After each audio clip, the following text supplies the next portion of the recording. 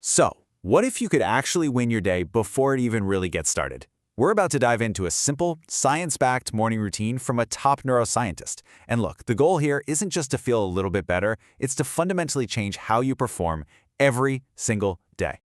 Does this sound familiar to you? You wake up and you already feel like you're behind. You know you've got more potential, but for some reason, you just can't seem to tap into it. Well, trust me, you are not alone in feeling that way.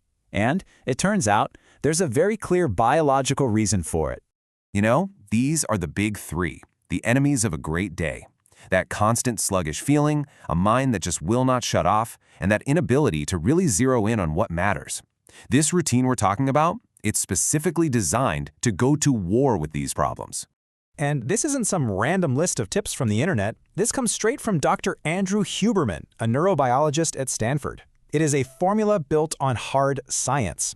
And the first step, well, it's something you probably see every single day, but never really use to its full potential. Okay, step one. The very first thing you need to do when you wake up is hit the reset button on your body's internal clock. And the master switch for that clock? It's light. So this all comes down to something called your circadian rhythm. Just think of it like a master clock ticking away inside your brain. Now, when that clock is perfectly synced up with the outside world, you feel incredible. But when it's out of sync, man, everything just feels off. And the most powerful signal you can possibly send to this clock is direct sunlight, first thing in the morning. And I mean direct, not through a window, but actually getting yourself outside. This one simple action basically screams, "Wake up!" to every single cell in your body. The day has officially begun. So here's the cool science behind it. That morning sunlight triggers a hormone that's basically your body's natural alarm clock. But here's the really crucial part. It also starts a 16-hour countdown for melatonin, which is your sleep hormone. So that simple act in the morning is what guarantees you'll actually get sleepy at the right time that night. It just perfectly aligns your entire day. And I mean, the difference is literally night and day. On the left, that's what happens when you get that early sun. You've got energy, you've got focus, you get great sleep. But on the right, that's what happens when you wait until, say, noon to go outside. You enter what Huberman calls a circadian dead zone, which completely messes up your schedule and leads to that horrible afternoon crash and trouble falling asleep. All right, on to step two. This one tackles something most of us do every single morning, caffeine. It turns out, when you drink your coffee is just as important as if you drink it, especially if you want to avoid that awful afternoon energy dive. To get this, we need to talk about a chemical called adenosine. Think of it as sleep pressure. The longer you're awake, the more of it builds up in your brain, and that's what makes you feel tired. Then, when you finally sleep, your brain gets to work clearing it all out. So that brings us to the big question. Why does that cup of coffee you drink the second your feet hit the floor actually cause an afternoon crash? The science here is pretty fascinating. It's because caffeine's main job is to block adenosine from telling your brain you're tired. But here's the thing.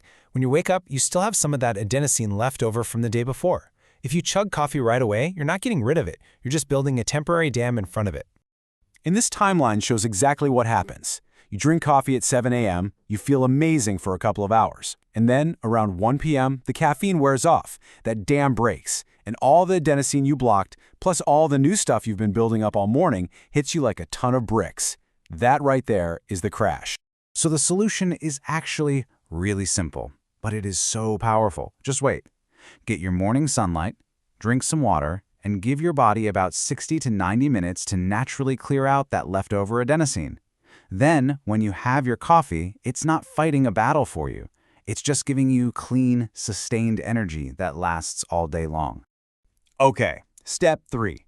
This is the one that takes a little bit of courage, I'm not gonna lie, but the payoff is absolutely enormous. It's all about using cold exposure to flood your brain with motivation. I mean, just look at this chart. That massive jump right there, that's your dopamine level after a cold shower. Dopamine is the molecule of motivation, of reward. When you deliberately put yourself in a stressful but safe situation like a cold shower, it triggers this huge and sustained release of it. You know that feeling you get after you do something really hard? Like you finish a tough workout? That feeling of, yes, I did it! Well, that's dopamine. A cold shower gives you that exact feeling first thing in the morning, and it sets this powerful, positive tone for your entire day. And the benefits do not stop at dopamine. No way. You also get a big spike in adrenaline for laser-sharp focus.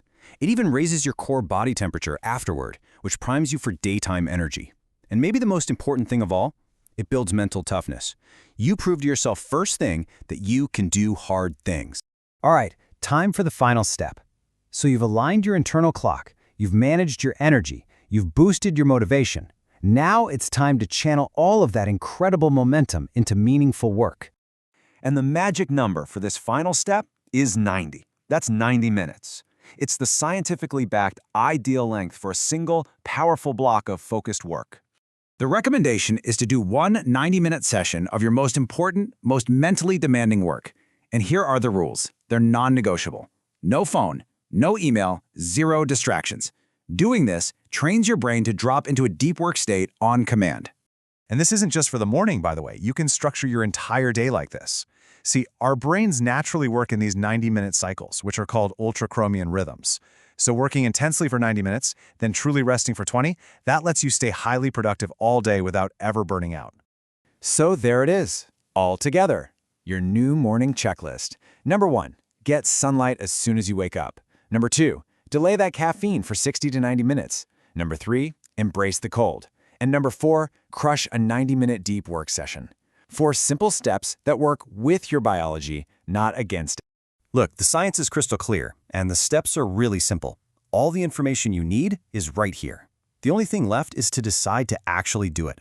So, are you ready to see what you're really capable of?